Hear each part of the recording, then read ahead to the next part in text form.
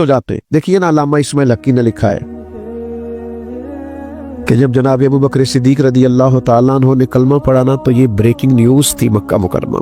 इतना बड़ा ताजर मुसलमान हो गए, अपने कबीले का सरबराह मुसलमान हो गए, खबर फैल गई। और ताजर के दोस्त भी ताजर ही होते हैं, बड़े बड़े लोग उनके दोस्त थे। तो एक जमात मुरतब हुई जिसने कहा कि पता तो करें वाकई जनाब सिद्दीक अकबर मुसलमान हो गए, मालूमात तो करें। उनके नाम बताऊं कौन कौन थे? हजरत उस्मान गनी, हजरत सईद बिन ज़ैद, इस तरह के कुछ सहाबा जो बड़े ताजर हैं और अपने कबीले में कदकाठ रखते, नामी गरामी लोग।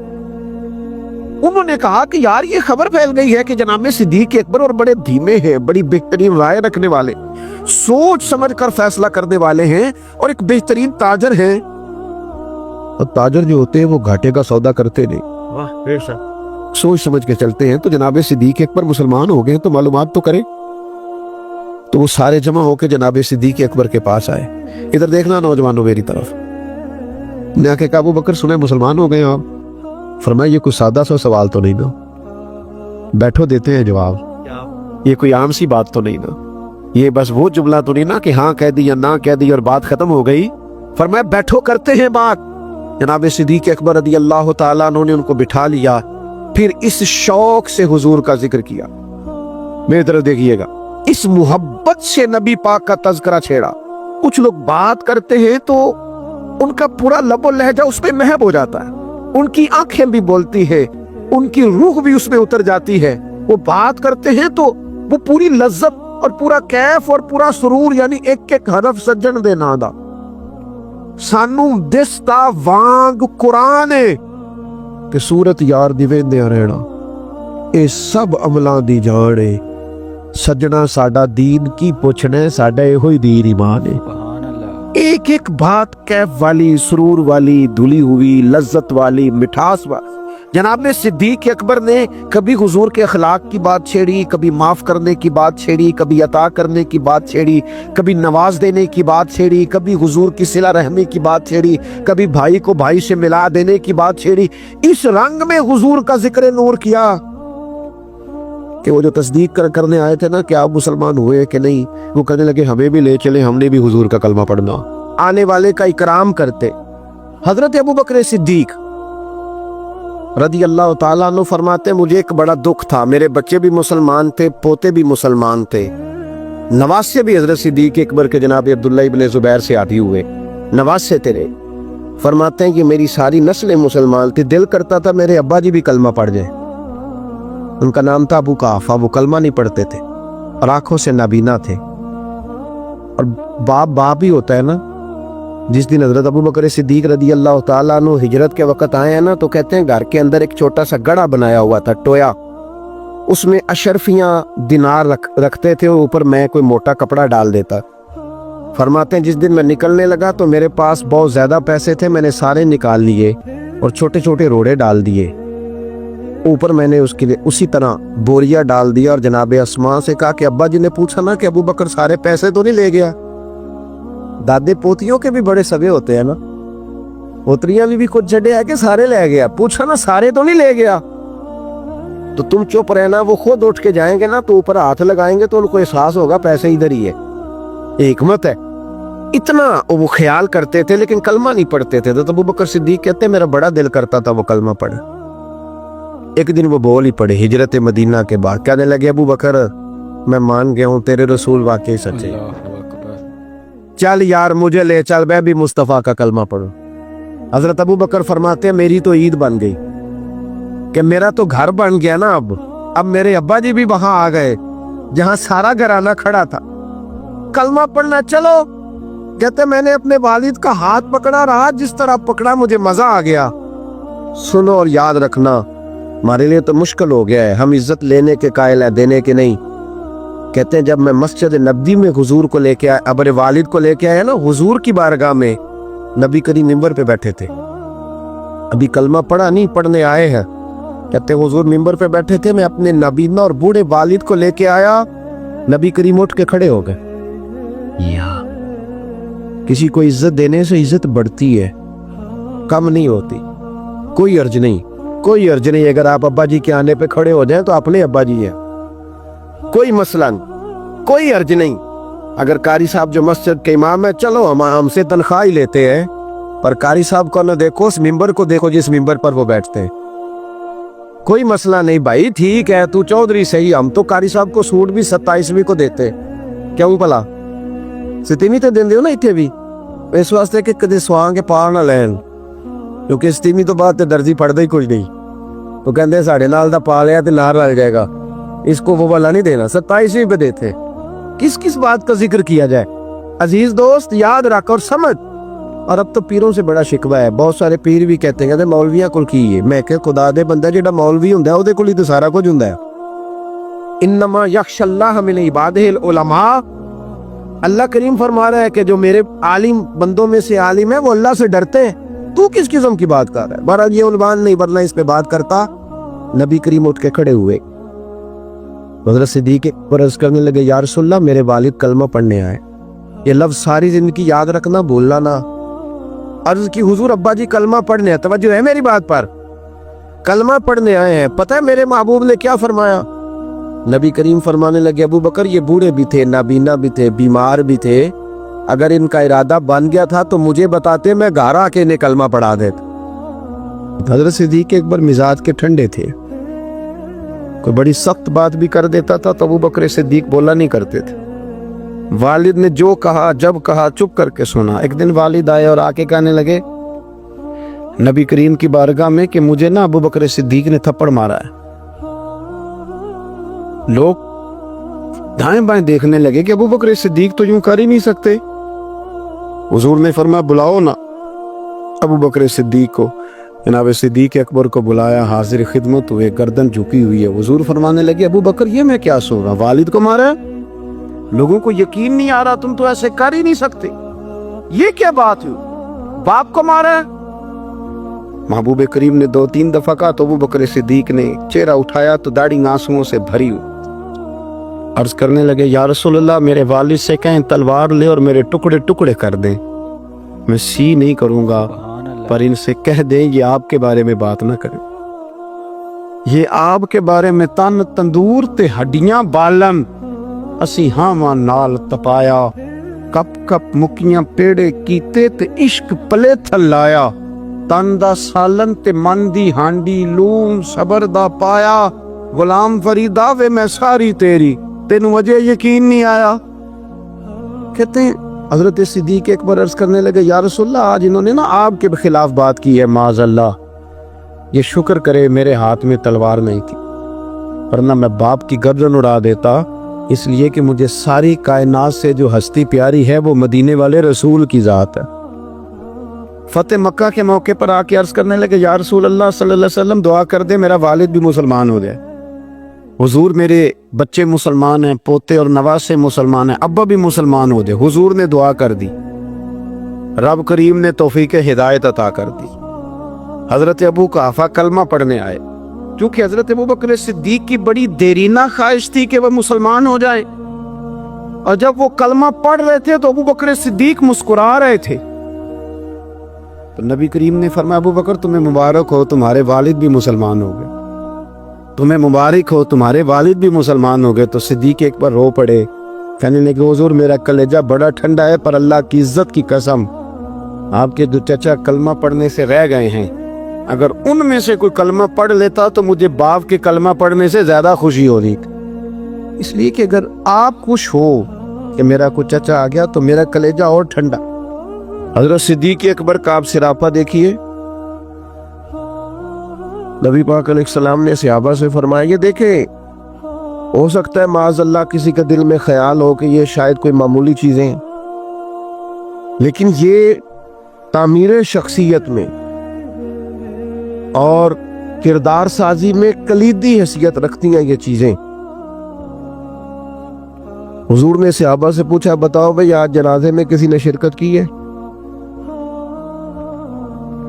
تو تمام خاموش تھے۔ جناب صدیق اکبر نے ہاتھ کھڑا کر کے عرض کی حضور مجھے اللہ نے یہ سعادت عطا کی۔ نبی پاک علیہ السلام نے فرمایا آج تم میں سے کوئی روزہ دار بھی ہے؟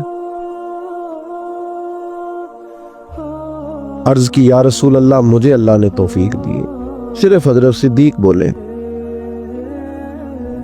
پھر نبی رحمت صلی اللہ تعالی علیہ وسلم نے پوچھا آج کسی نے کسی مسکین کو کھانا کھلایا؟ سب خاموش تھے، صرف حضرت صدیق کو آج یہ اعزاز حاصل ہوا، ہاتھ کھڑا کر کے عرض کی یا رسول اللہ مجھے یہ موقع ملا۔ یعنی جس سوال پر سرکار استفسار کرتے اسی سوال کے جواب میں جناب صدیق اکبر ہاتھ کھڑا کر کے کہتے یا رسول اللہ مجھے یہ موقع ملا۔ آپ بات کو سمجھیں، جب دین قبول کر لیا پھر سراپا نیکی بن جائے، پھر جو بھی خیر کا کام حضور علیہ السلام نے فرمایا کسی نیکی کو بھی معمولی نہ سمجھو، کسی نیکی کو بھی معمولی نہ جانو، یہاں تک کہ کچھ نہ ہو سکے تو اپنے بھائی سے مسکرا کے بات ہی کر لو۔ حضرت صدیق اکبر رضی اللہ تعالیٰ عنہ نے دین کے اس فلسفے پر حقیقی طور پر عمل کیا اور ہر خیر کو، ہر نیکی کو دوڑ دوڑ کے حاصل کیا۔ اسی لیے سرور کائنات علیہ السلام نے فرمایا قیامت کے دن کچھ روزہ دار ہوں گے، انہیں جنت میں ایک روزے داروں کا دروازہ ہے، وہاں سے آواز دی جائے گی روزے داروں ادھر آ جاؤ، اس دروازے سے گزرو۔ ایک دروازہ وہ ہے جہاں سے سخی گزریں گے، ایک وہ ہے جہاں سے مجاہد گزریں گے، ایک وہ ہے جہاں سے حاجی اور مکے اور مدینے کے زائر گزریں گے۔ حضرت صدیق نے عرض کی حضور میں کس دروازے سے گزروں گا؟ فرمایا ابو بکر سارے دروازے منتظر ہوں گے کہ کبھی ابو بکر یہاں سے گزر جائے نا، کبھی یہاں سے گزر جائے نا، کبھی یہاں سے گزر جائے نا۔ کیوں؟ اس لیے کہ ہر نیکی کو پہنچ کے حاصل کیا، ہر خیر کو پہنچ۔ ہم تو ویسے بھی اللہ خیر کرے کو دو ایک نیکیاں کر لے، وہ گنی ہوئی ہوتی ہیں، ہم نے وہ ساری ہمارے پاس طے ہوتی، سارا پتہ ہوتا۔ کتنے پیسے پچھلے سال مسجد دیے تھے پورا یاد ہے، اور بھئی جو سارا سال آپ نے اپنی ذات پر لگائے ہیں وہ بھی تو یاد ہونے چاہیے۔ نیکیوں کو لوگ گن گن کے شمار کر کے رکھتے ہیں جو بھولنے کی چیز تھی، اور معاذ اللہ جن کمزوریوں کو، غفلتوں کو یاد کرنا تھا انہیں بھول جاتے ہیں۔ حضرت صدیق اکبر سراپا نیکی بن گئے، سراپا کلمہ پڑھا تو ان کا وجود سراپا ایمان تھا، سراپا خیر تھا۔ کوئی بھی ایسا کام نہ کریں جس سے محسوس ہو کہ ہم وقت ضائع کرتے ہیں، ہمیں خیر سے وابستگی نہیں ہے۔ جو نیکی ملے فاستبقوا الخیرات، نیکیوں میں آگے بڑھ جاؤ، کوشش کریں کہ جلدی جلدی اپنے لیے خیر جمع کریں۔ لمحات بکھرتے جا رہے ہیں، وقت اپنا دامن چھڑاتا جا رہا ہے، زندگی سمٹ جاتی ہے اور ہم دیکھتے ہیں کہ جلدی جلدی سکڑ جاتی ہیں چیزیں اور انسان کے ہاتھ کچھ بھی نہیں آتا۔ تو کوشش کی جائے ہمیشہ خیر جمع کرنے کی، بڑھ چڑھ کے نیکیاں کرنے کی۔ نبی کریم علیہ السلام نے فرمایا جنتیوں کی 360 علامتیں، کسی میں ایک بھی پائے جائے تو جنتی ہے۔ آپ کی توجہ ہے میری بات پر؟ کتنی علامتیں؟ کسی میں اللہ کا ایک دعا مانگنے لگا وہ آمین کہنا ہے۔ اللہ کرے آپ موبائل کم دیکھیں اور میری بات زیادہ سنیں، آمین تو کہہ دے، دعا میں تو شامل ہو جاؤ یار، دعا مانگی ہے۔ ان 360 یہ ساری وہی نیکیاں ہیں جو پھیلی ہوئی ہیں، خیر کرنا، پیار کرنا، عبادت کرنا، مخلوق کی خدمت میں مشغول رہنا۔ فرمایا جنتیوں کی 360 علامات ہیں، ایک بھی پائی جائے تو بندہ جنتی ہے۔ حضرت صدیق اکبر کا لہجہ ہمیشہ دھیما رہا ہے، بڑے وزادار تھے۔ فوراً عرض کی یا رسول اللہ میرے اندر بھی کو پائی جاتی، وہ جو 360 نورانی علامات ہیں جنتیوں کی، تو کریم میرے اندر بھی کو پائی جاتی۔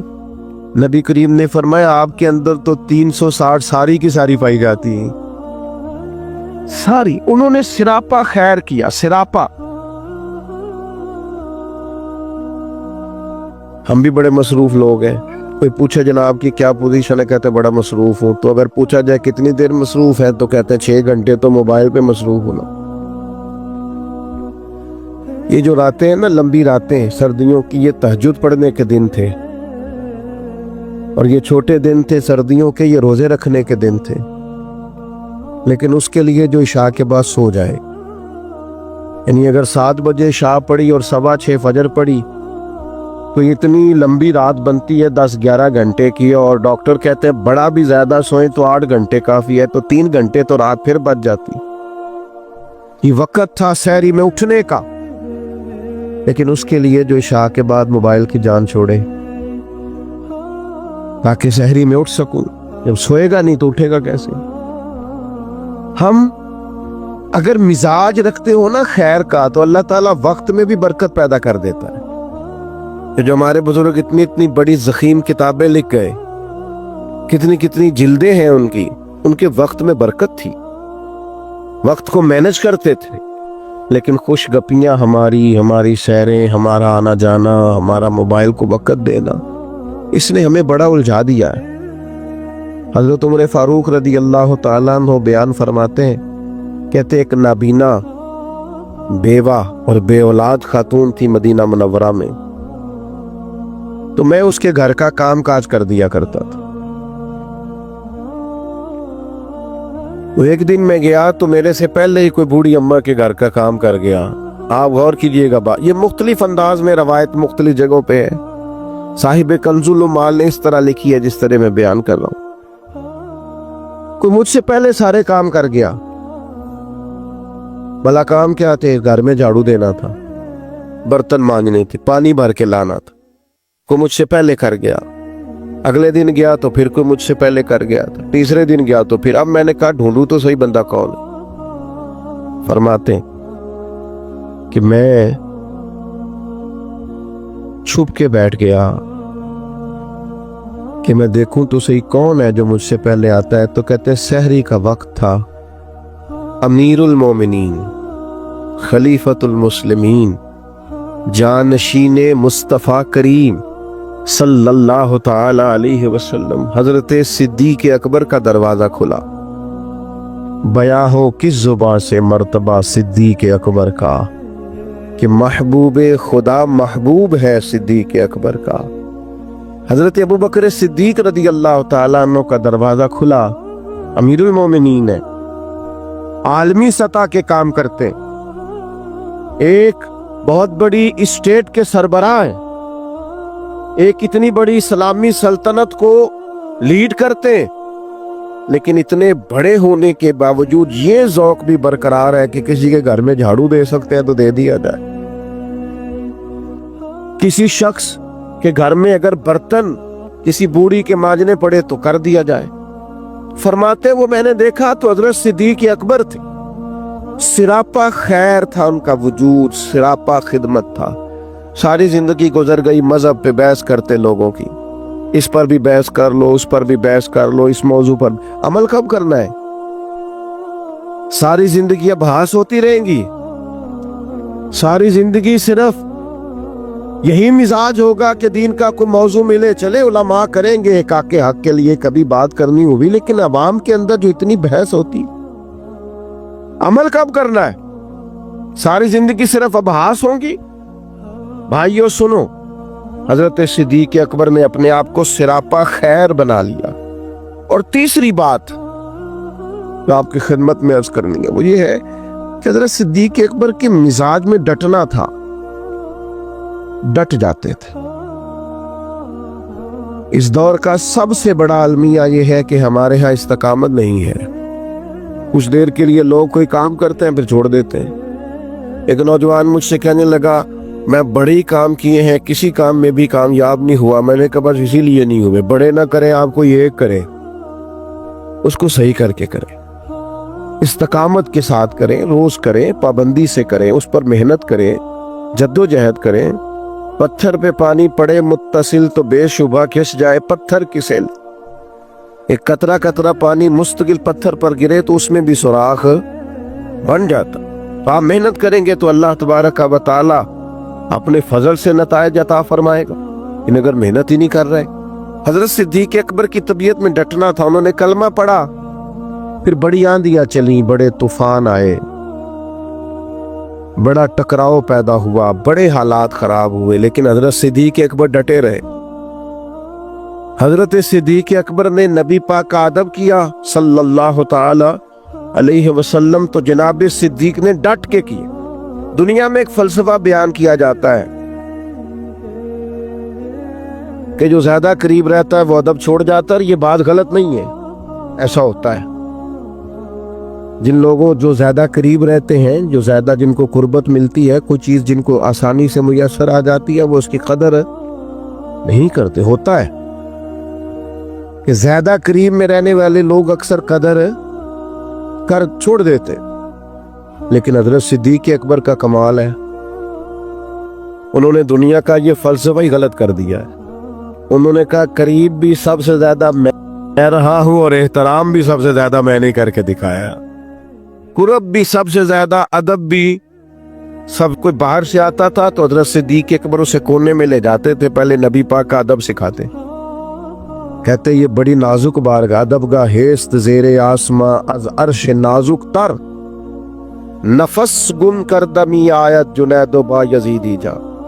کونے میں لے جاتے اور حضور کا ادب سکھاتے، استقامت کے ساتھ خدمت کی، استقامت کے ساتھ دین پر ڈٹے رہے۔ اور جب نبی پاک صلی اللہ تعالی علیہ وسلم کا وصال ظاہری ہوا تو امت پر بڑا کٹھن وقت تھا۔ کچھ قبائل نے انکار کر دیا معاذ اللہ زکوٰۃ دینے سے، ارتداد کی طرف بڑھنے لگے۔ ایک لشکر سرکار نے روانہ کیا تھا، بعض لوگوں کی رائے ہوئی کہ اس لشکر کو ابھی نہ بھیجا جائے۔ اس وقت جو ڈٹ کر میدان میں کردار ادا کیا ہے وہ سیدنا صدیق اکبر نے کیا۔ میری ایک رائے ہے، میں اکثر کہتا ہوں دوستوں سے کہ یہ جو کامیاب ترین حکومت کی ہے نا حضرت عمر نے،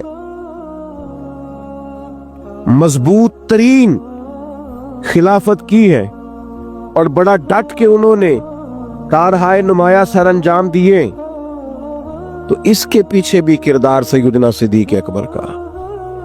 انہوں نے فتنوں کا سر کچل کے، اٹھنے والے ہر فتنے کا سر کچل کے ایک مضبوط بنیاد بنا کے سیدنا عمر کو دی تھی۔ اس کا نتیجہ یہ نکلا کہ حضرت عمر کے لیے کام کرنا آسان ہو گیا، مشکلات ان کے لیے نہیں رہی۔ اور بھائی جان آپ کو اللہ لمبی زندگی، برکت، عزت، صحت والی دے، بیٹھ جائے آپ، کتنے آپ پیارے لوگ ہیں۔ اب تو تقریر ختم ہونے لگی، بس میں اللہ تعالیٰ آپ کو سلامت رکھے، میری کچھ طبیعت بھی ٹھیک نہیں ہے اور سفر بھی لمبا کیا ہے، بات بھی میری مکمل ہو گئی اب ماشاءاللہ، لیکن ہمارے بھائی نے بھی بڑا زور لگایا، تو باقی ہمارے جو نعت شریف پڑھنے والے دونوں نے بھی آپ سے عرض کی کہ آپ بیٹھ جائیں، لیکن میں محسوس کرتا ہوں آپ میں کافی استقامت ہے، آپ نے بھی جو کہہ لیا ڈٹ گئے۔ اللہ تعالیٰ سب کو جزائے خیر دے، ہم سب کے حال پہ رحم فرمائے۔ اب 2-4 منٹ دے تاکہ بات مکمل ہو سکے۔ حضرت سیدنا صدیق اکبر رضی اللہ تعالیٰ عنہ نے جو استقامت دکھائی، استقامت، فوراً لوگ ہتھیار ڈال دیتے ہیں۔ دین کے معاملے میں ڈٹنا سیکھے، سارے بچے مخالف ہو بھی گئے ہیں تو کوئی حرج نہیں، آپ کھڑے تو ہوں، برادری ساری اگر مخالف ہو بھی گئی ہے تو کوئی مسئلہ نہیں، دین کے لیے ڈٹے تو صحیح، آپ سٹینڈ تو لیں۔ اگر آپ ڈٹیں گے تو اللہ مدد کرے گا۔ حضرت عمر رضی اللہ تعالیٰ عنہ نے آن کر کے حضرت صدیق اکبر سے یہ عرض کیا تھا کہ حضور ابھی حالات اور ہیں، آپ کم از کم یہ لشکر ہی نہ بھیجیں، مانعین زکوٰۃ معاذ اللہ منکرین، ان کے خلاف لڑنا ہے، حالات اس طرح کے نہیں ہے، ذرا بہتری ہو جائیں گی۔ تو حضرت ابو بکر صدیق جو اپنے مزاج کے لحاظ سے نرم خو تھے، انہوں نے حضرت عمر سے کہا تمہیں تمہاری مار ہوئے، تم مجھے یہ مشورہ دے رہے ہو کہ وہ لشکر روک دوں جسے سرکار نے روانہ کیا ہے؟ فرمانے لگے میں مدینہ منورہ میں اکیلا بھی رہ گیا اور جنگل کے درندے آ کے مجھے نوچنے بھی لگے تو میں تنہا مقابلہ کروں گا، لیکن وہ لشکر ضرور جائے گا جسے مدینے والے محبوب نے روانہ کیا۔ یہ استقامت، یہ ٹھہرنا، ذرا کھڑے ہونا۔ اچھا کئی دفعہ ایسا ہوتا ہے وقتی طور پر حالات موافق نہیں ہوتے، حالات کی نبض دیکھ کر نہیں چلنا چاہیے، کتاب و سنت کا حکم دیکھ کر چلنا چاہیے۔ हालात मुवाफक नहीं है तो क्या हुआ, हम हक छोड़ जाएंगे।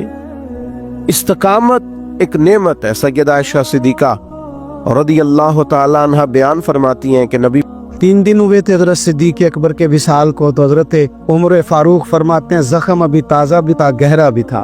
मैं असर की नमाज पढ़ा के ना तो बाहर मस्जिद शरीफ में बैठा था, 2-3 छोटी छोटी बच्चियां सादे से कपड़े, सादा सा लिबास मस्जिद में आई और तोतला लबो लहजा, चाचा आप खलीफा बने? कहाँ बेटा, मेरी ड्यूटी लगी है। तो कहा आप हमारे साथ चलेंगे? पुत्र कहाँ जाना है?